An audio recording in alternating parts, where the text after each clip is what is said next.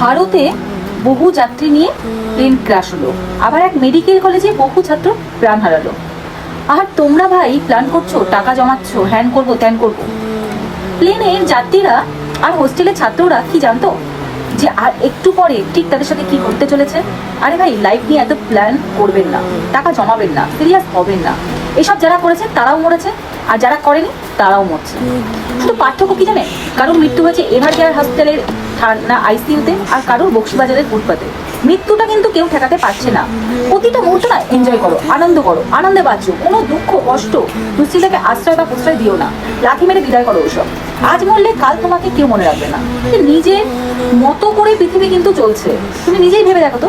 আজ থেকে 5 বছর আগে তোমার কাছের একজন মারা গেছে, তাকে কি মনে আছে তোমার সেভাবে? সেহেতু আমি তুমি কবে কোথায় কখন কিভাবে মরবো তা আমরা কেউ জানি না। সেহেতু প্রতিটা মুহূর্ত আনন্দে বাঁচো। আমাদের জন্মই হয়েছে আনন্দে বাঁচার জন্য।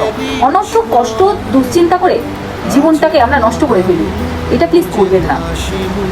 স্বপ্নের লাশ কাঁধে নিয়ে ওরা কেন চলে যায়?